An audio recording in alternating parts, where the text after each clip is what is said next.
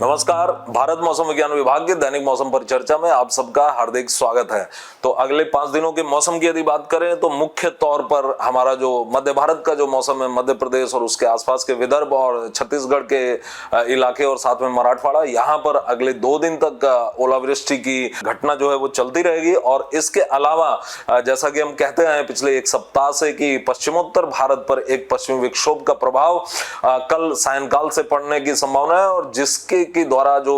Weather activity है, मौसम की गतिविधि है, वो लगभग 16 अप्रैल तक चलने की संभावना है। अर्थात ये 12 से 16 अप्रैल तक पश्चिमोत्तर भारत को प्रभावित करेगा, जिसमें इसकी अधिकतम जो गतिविधि होगी वो 13 और 14 तारीख को होगी, और जिसके बारे में हम विस्तार से आइए चर्चा करते हैं। अब यदि हम सबसे पहले ऑब्जर्वेशंस की बात करें तो हमें ऑब्जर्वेशंस, हेलस्टॉर्म के ऑब्जर्वेशंस मिले हैं, और जिसकी हमने लगातार नाउकास्ट और उसकी मीडियम रेंज वेदर फोरकास्ट हम उसको लगातार देते हैं भारत मौसम विज्ञान विभाग के क्षेत्रीय केंद्रों और उसके मुख्यालय के द्वारा। और कल भी यहाँ पर हमारे मध्य प्रदेश के जो भोपाल, सीहोर और इसके अलावा बैतूल, छिंदवाड़ा, मंडला, बालाघाट जैसे जिले हैं, यहाँ पर हमें हेल स्टॉर्म एक्टिविटी कल प्राप्त हुई, ओलावृष्टि प्राप्त हुई। और आज प्रातःकाल हमें विदर्भ के भी कुछ जिलों पर हमें ओलावृष्टि प्राप्त हुई। तो इस सारी ओलावृष्टि की नाउकास्ट अर्थात 3 घंटे पहले तक की फोरकास्ट लगातार जारी की जाती रही, और साथ में इसे जो हमारी दीर्घकालिक फोरकास्ट पूर्वानुमान है उसमें भी इसे पूरी तरह से कवर किया गया। अब यदि हम मैक्सिमम टेम्परेचर्स की बात करें तो मैक्सिमम टेम्परेचर्स इस समय 38 से 42 डिग्री सेंटीग्रेड हमें पश्चिमोत्तर भारत पर देखने को मिल रहे हैं, जिसमें कि 40 से 42 डिग्री सेंटीग्रेड के जो टेम्परेचर हैं वो पश्चिमी राजस्थान के कुछ भागों और गुजरात और महाराष्ट्र के कुछ छिटपुट स्थानों पर हमें देखने को मिले। और जो हमें मध्य भारत पर अभी ओलावृष्टि हुई और इसके साथ ही साथ जो निम्न क्षोभ मंडल में हवाओं के पैटर्न में जो परिवर्तन हुआ, उसके कारण हमें प्रायद्वीपीय भारत पर हीट वेव कंडीशंस में काफी राहत प्राप्त हुई है। अब यदि इसी के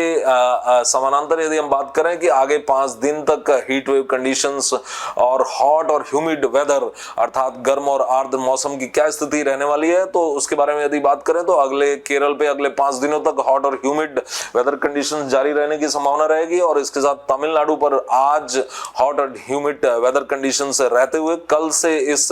कंडीशन में सुधार हो जाएगा, क्योंकि कल हम ठीक ठाक वर्षा गतिविधि की अपेक्षा कर रहे हैं तमिलनाडु पर। और इसके अलावा तटीय आंध्र प्रदेश, रायलसीमा और साथ ही साथ तटीय कर्नाटक और दक्षिणी आंतरिक कर्नाटक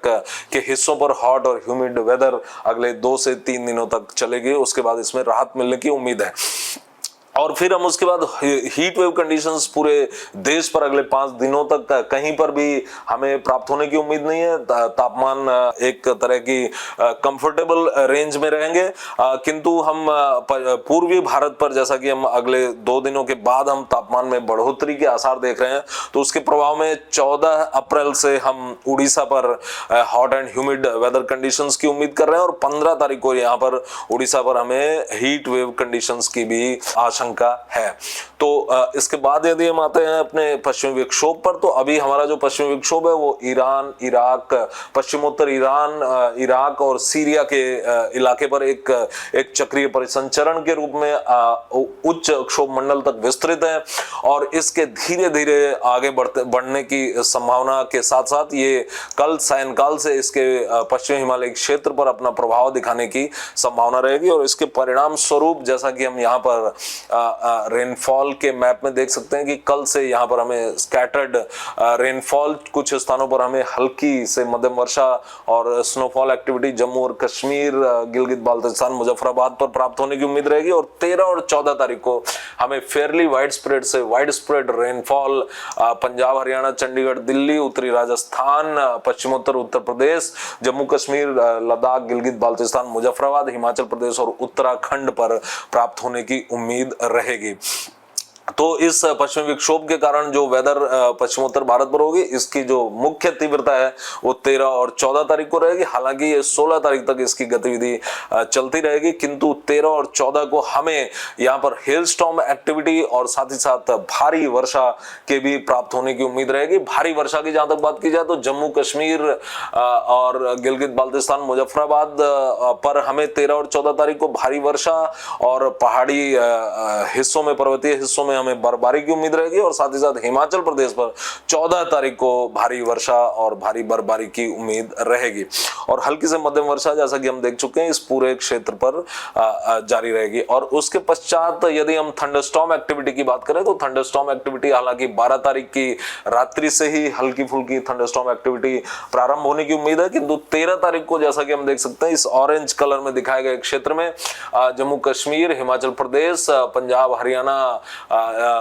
हरियाणा और साथ ही साथ उत्तरी राजस्थान, यहाँ पर हेल स्टॉर्म एक्टिविटी की संभावना 13 तारीख को रहेगी। और साथ ही साथ गस्टी विंड्स 30 से 40 किलोमीटर प्रति घंटे और कहीं कहीं पर 40 से 50 किलोमीटर प्रति घंटे की गस्टी विंड्स की भी संभावना रहेगी। और 14 तारीख को हालांकि थंडरस्टॉर्म एक्टिविटी इस पूरे क्षेत्र पर रहेगी, किंतु हेल स्टॉर्म की संभावना हिमाचल प्रदेश, उत्तराखंड और पश्चिमोत्तर उत्तर प्रदेश पर रहेगी।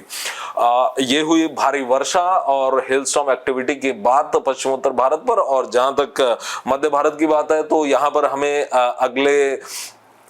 2 दिनों तक हमें हिल स्टॉर्म एक्टिविटी की संभावना मध्य प्रदेश, खास करके दक्षिणी मध्य प्रदेश और विदर्भ और मराठवाड़ा पर हमें रहेगी। और आज हमने मध्य प्रदेश को लाल कलर, रेड कलर भी यहाँ पर वार्निंग का कलर हमने रखा है, क्योंकि यहाँ पर गतिविधि पिछले 2-3 दिनों से लगातार चल रही है और इसके आज भी जारी रहने की संभावना है। तो यहाँ पर यदि हम बात करें तो मध्य प्रदेश के जो बैतूल, सिवनी, बालाघाट और छिंदवाड़ा जैसे जिले हैं, यहाँ पर हिल स्टॉर्म एक्टिविटी की आज भी संभावना रहेगी। और कल भी इसके हालांकि तीव्रता में थोड़ी सी इसमें गिरावट दर्ज करते हुए कल भी इसकी संभावना रहेगी। और इस ओलावृष्टि की जद में भोपाल, शाजापुर और विदिशा और सीहोर जैसे जिले भी आ सकते हैं। और इसके पश्चात 13 तारीख से इसमें इस एक्टिविटी में थोड़ी कमी आएगी और हम हेल स्टॉर्म की संभावना, ओलावृष्टि की संभावना 13 तारीख को नहीं देख पा रहे हैं। तो यदि अब संक्षेप में हम बात करें तो अगले 5 दिनों में से आगे के 2 दिन अर्थात 11 और 12 तारीख को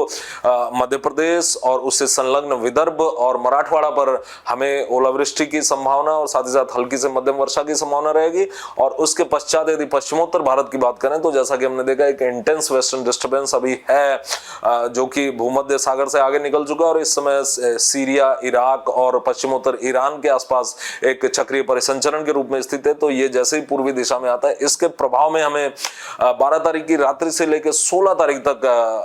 वर्षा की संभावना हम देख रहे हैं पश्चिमोत्तर भारत पर, किंतु इसकी जो अधिकतम तीव्रता होगी वो 13 और 14 तारीख को होगी, जबकि हम ओलावृष्टि देखेंगे पंजाब, हरियाणा, राजस्थान पर और साथ ही साथ पश्चिमी हिमालय क्षेत्र पर हमें भारी वर्षा और भारी बर्फबारी भी 13 और 14 तारीख को हमें जम्मू कश्मीर और हिमाचल प्रदेश पर भारी वर्षा और भारी बर्फबारी भी 13 और 14 तारीख को देखने में मिल सकती है। और इसके साथ ही साथ हमें राजस्थान पर 13 और 14 तारीख को डस्ट स्टॉर्म की भी संभावनाएं हमें अभी दिखाई दे रही हैं। और इस सारे क्षेत्र में हमें तीव्र हवाओं को, जैसे हम गस्टी विंड्स कहते हैं, उनकी संभावना 40 से 50 किलोमीटर प्रति घंटे की और कहीं कहीं पर 50 से 60 किलोमीटर प्रति घंटे की संभावना, हवाओं की संभावना हम देख रहे हैं। इसके लिए आप सबसे निवेदन है कि आप जो हमारे क्षेत्रीय केंद्र हैं, राजस्थान का हमारा आईएमडी जयपुर, पंजाब का और हरियाणा का आईएमडी चंडीगढ़ और साथ ही साथ जम्मू और कश्मीर का आईएमडी श्रीनगर और लद्दाख का आईएमडी लेह और हिमाचल प्रदेश और उत्तराखंड के आईएमडी शिमला और आईएमडी देहरादून, उनकी वेबसाइट्स पर जाएं और उनकी डिस्ट्रिक्ट वाइज वार्निंग पर लगातार नजर बनाए रखें। आज के लिए बस इतना ही। अनुमति दीजिए, कल हम फिर मिलेंगे दैनिक मौसम परिचर्चा में। धन्यवाद, नमस्ते।